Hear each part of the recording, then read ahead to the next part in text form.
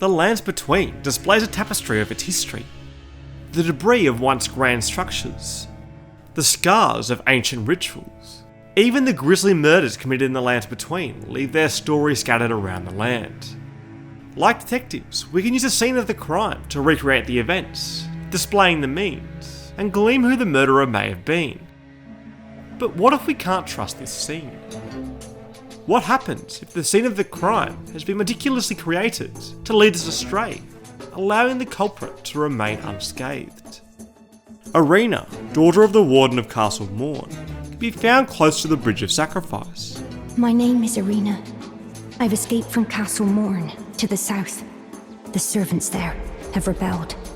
The servants are full of wrath, filled with hatred for every one of us. They've since come for every one of the companions I escaped with. They haven't spared a soul. And true to her word, it isn't long until Irina herself is slain, with an evidence-rich crime scene. But even with all this damning evidence, something just doesn't seem right. Could this just be covering up the true story behind the death of Irina? Let's poke some holes into this tapestry and uncover this murder mystery together.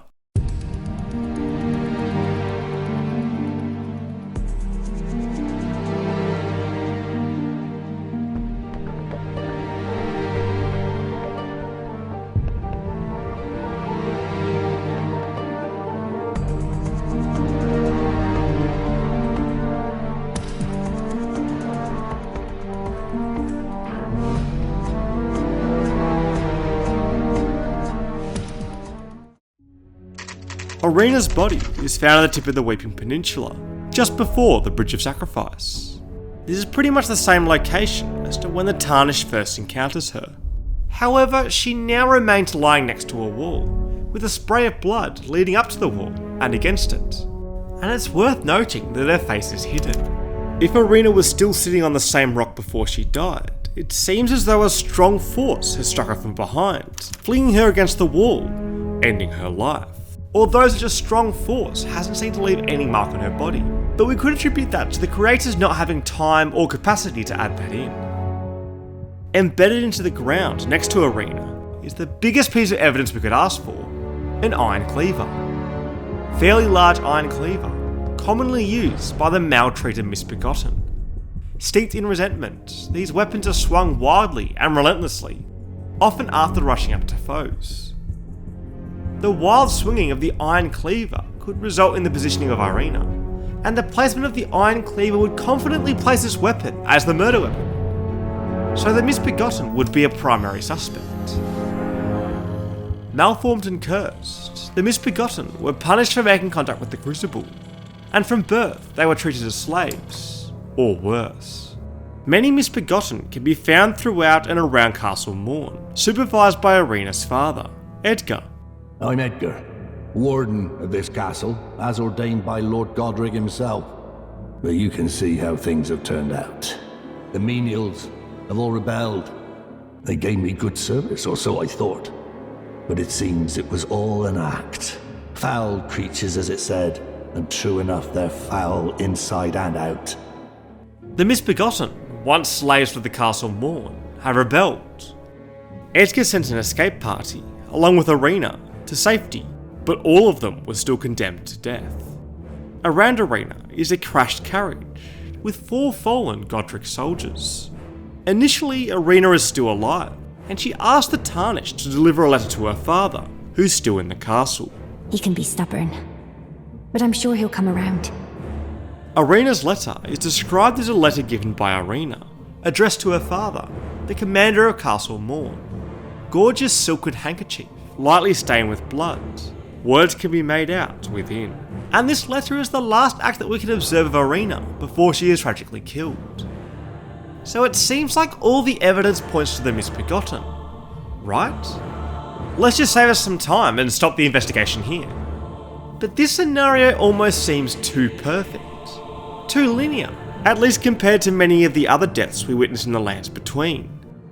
In fact, if we start to look further, this perfect scenario starts to develop some holes. When Edgar receives Irina's bloody letter, he states that he'll come for her after he's ensured the treasured Sword of Morn doesn't fall into the wrong hands. This sword is the Grafted Blade Greatsword. A revenger's weapon, it is burned with oceans of anger and regret.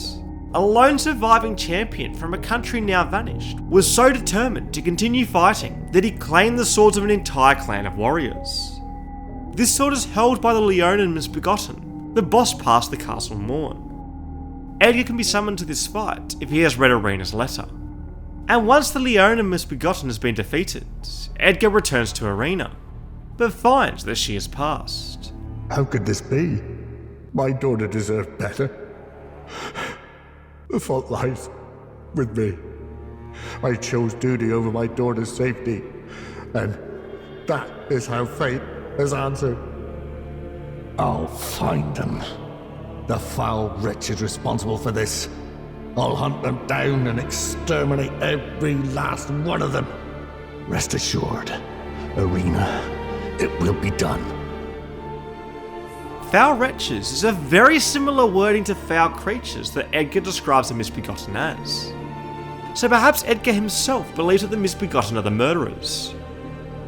We later encounter Edgar at the Revenger's shack, appearing as the invader Edgar the Revenger. A trail of Misbegotten leads to a shack full of commons, and it seems that Edgar has gone mad, and even turns on the Tarnished, exasperated by his daughter's death.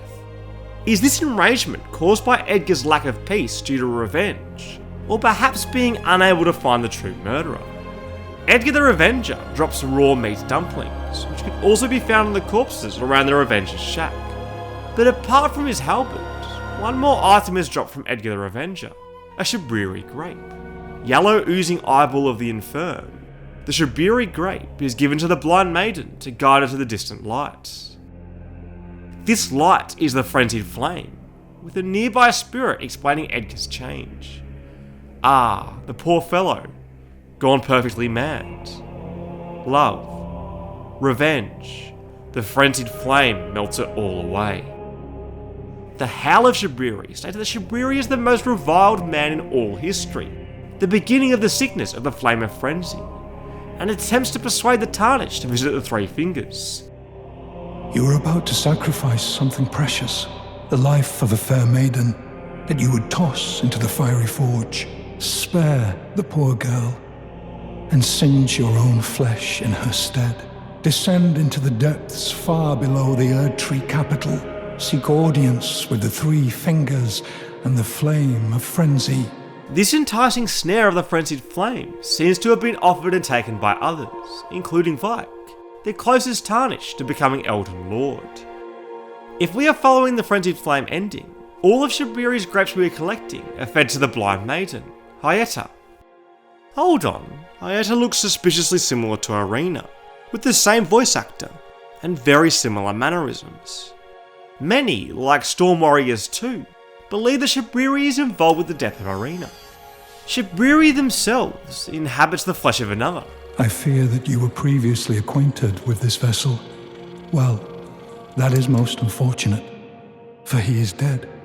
As for his flesh, he gave it to me. Shabriri, I hope you can make your peace with that. This flesh used to be Yura, Hunter of the Bloody Fingers. Yura and Shabriri do share the same voice actor, Sean Dooley. So perhaps Hyetta is the result of the same possession of the frenzied flame. But while Yura and Shabriri do have the same voice actor, they do take a different voice. Ah, you must be the new Tarnished. Finally, we meet. The Tarnished, who would be Lord. But Hyetta and Irina seem a lot more similar. Hello? Is somebody there? Might I bend your ear for a moment, please? Hello? Is somebody there? My name is Hyetta, and I'm journeying in search of the distant light. And if Hyetta was truly Irina, then why is Irina's body still present at the Weeping Peninsula? So maybe Shabriri isn't involved in the murder of Irina.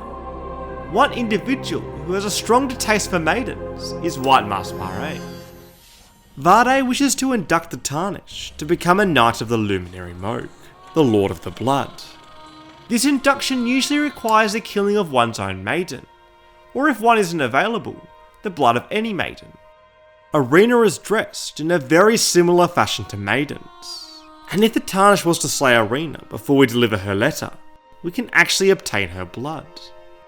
So could her murder have been for another anointment, either through Vare, acting on as a test for maidens, or Irina's paired Tarnished, sacrificing her to become a knight of the Mohgwyn dynasty? A maiden's blood could actually be a key piece of evidence that we may have glossed over. We've established that Irina's blood can be used to anoint the Lord of the Blood's favour. Other maidens' blood can also be used to soak the cloth. One is a deceased maiden found in the Chapel of Anticipation, whose crime scene we've examined before, and another dead maiden's blood can be used at the Church of Inhibition, at the Liurnia of the Lakes. A fourth option, Hyetta, can also be slain, with her blood being used to soak this cloth. But what's interesting is that after Irina has been murdered by anyone other than the Tarnished, her blood cannot be used. Could this be a developer oversight? But other maidens who have not died by the hand of the Tarnished can be used. What if this corpse is not actually a maiden? Maybe this corpse actually isn't Irina at all. What's strange is that we can examine this body and it states that she's dead. Normally when characters die in Elden Ring, they drop items, commonly bell bearings if they're a merchant. And the dropped items on an individual is a common indicator for their death. But Irina doesn't drop anything, she could just be examined, with the simple words, "she's dead." So do we take this message as truth? She's dead. Who is she? Is this a different maiden? Or even a fake? Perhaps the message is just a red herring. Optisi Art thinks the Hyetta is in fact Irina, both in body and in soul. For Hyetta to appear in the lands between, Irina needs to be killed first. But Hyetta only appears if Irina is murdered by the supposed Misbegotten, not if the Tarnished kills Irina prematurely. And if Hyetta was like Yura, being taken over by Shabriri, you'd think her corpse should disappear, like Yura's does when Shabriri disappears. But her corpse remains, laying next to the wall, with her face hidden. Is this shielded face hiding the true identity of this corpse? Andre Vieira 3312 believes that Irina and her father were orchestrated into cultivating a finger maiden for the three fingers. Maybe Irina was chosen because of her poor eyesight, as she wouldn't be able to see what the grapes are that she's consuming, and she only realises when she's been drawn too close to the light. Potentially Irina's letter could have been used to manipulate Edgar, driving him mad, severing his connection with the precious maiden, and bringing about the frenzied flame.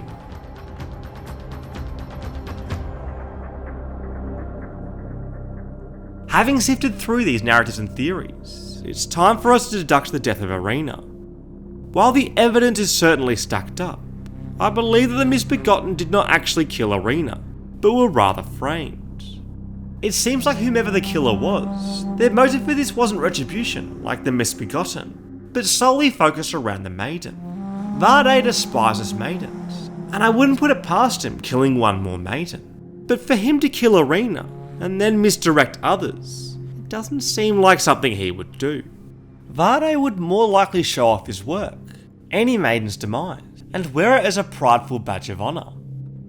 It's unlikely that Hyetta could have been a frenzied flame version of Irina, like Shabriri was to Yura, due to the differences of their voices, with Yura's original body disappearing.